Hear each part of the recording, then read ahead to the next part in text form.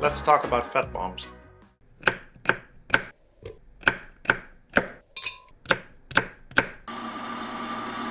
Alright, so how did we do this week? As I said last week, I'm now in category 1, which means that I would start moving into what they call spring, meaning more vegetables are coming into season, like beets, root vegetables, and towards the end of the week we could maybe start experimenting with some berries. I already started with the sweet potatoes last week, and throughout the week I decided to just stick with deep spring, mostly for convenience reasons. This weekend I again experimented with some root vegetables, and this week I plan to bring in some blueberries as well. Now, another change I made last week is that I finally bought some keto testing equipment. I decided to go the urine testing route because even though that might not be the most accurate, I don't really feel like finger pricking at this stage. Now, the one thing that this has shown me this weekend is that the amount of sweet potato I ate did not break ketosis, most likely. Other than that, it was mostly uneventful week this week, except for one thing, which is fat bombs. Now, fat bombs are a thing you see a lot if you're on health and keto websites as much as I am.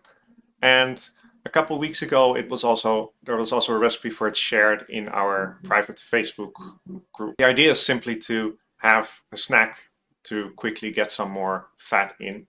They're often based on coconut oil, and so was this one. It was a combination of coconut oil and almond butter, and maybe some extra spices for some different flavors. I've been making these every once in a while now for the last couple of weeks, and it was fine, except for this week. What happened this week is that I took one, and then I took another one, and another one, and another one.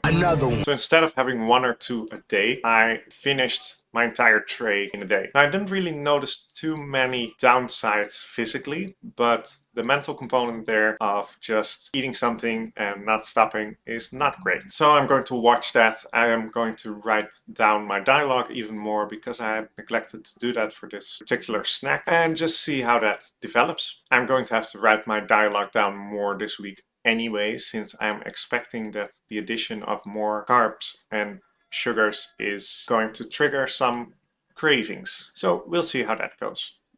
Anyway, short video, not a lot to say this week. Let's see how these last few weeks go. Thank you all so much for watching. If you have any questions, leave them down in the comments below. Leave a like if you liked it, and stick around if you want to see more.